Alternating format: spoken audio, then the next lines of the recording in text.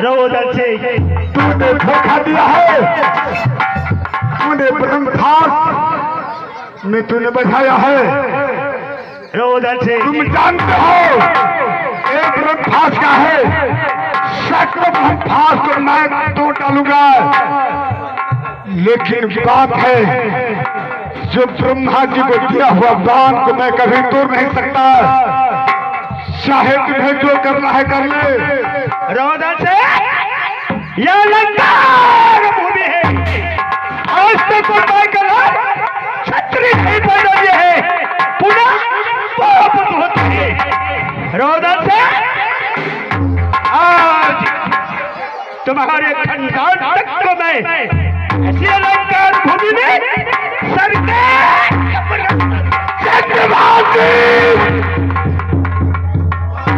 खड़िए खबरिया जो तो खाते रह गए तो खबरिया नहीं तो राज ब्रह्मा भैया ये तो राज चला कर तो समझ सारा यही काटी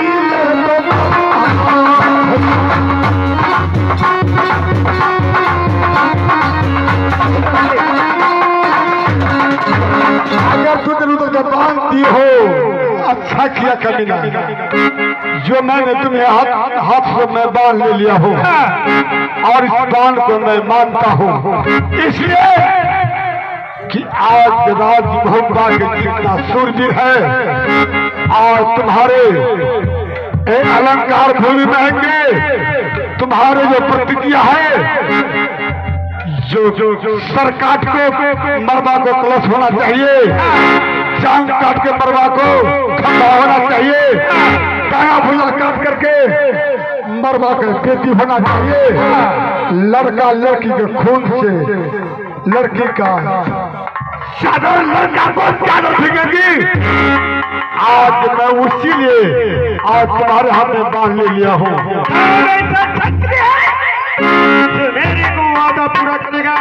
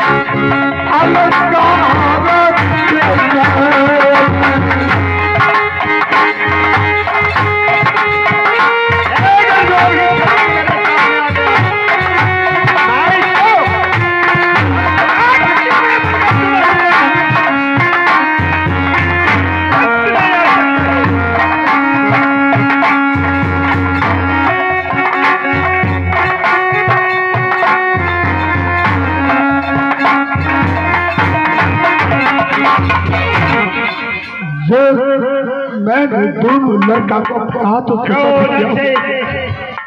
एक लड़की को मैंने अपने आप से बंद कर दिया हूँ।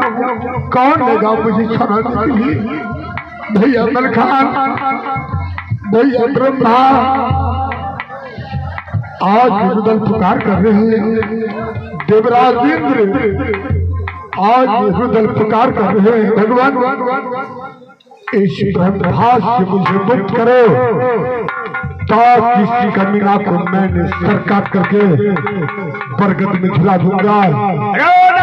देवराज इंद्र आज प्रगट हो, भला प्रगट हो, आज में प्रकट हुआ होगा।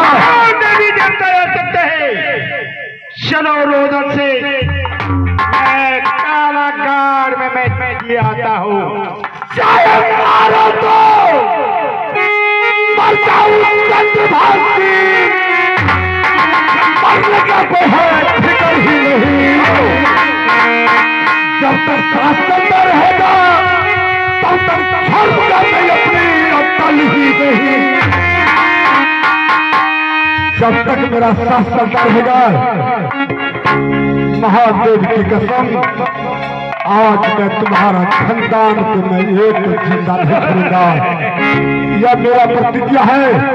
जिसकी लग मैं जाता हूँ उसकी लग मैं पहले बांध ले लेता हूँ, और जब मैं बढ़ा जाता हूँ उस राज को विध्वंस लिखा है। विध्वंस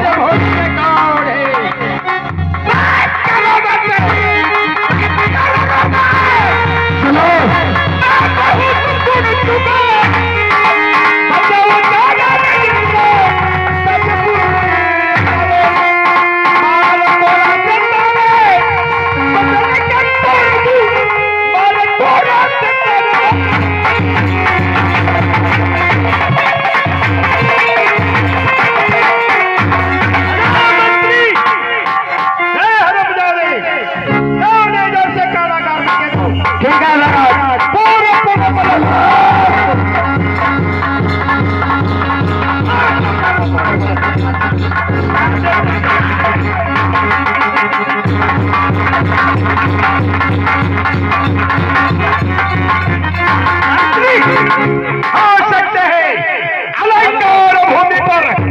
राजमहोत्सव के दरमियान अरे वीरों की घन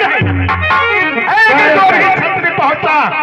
मैं इसको सर काट काट के मैं झुला दूंगा।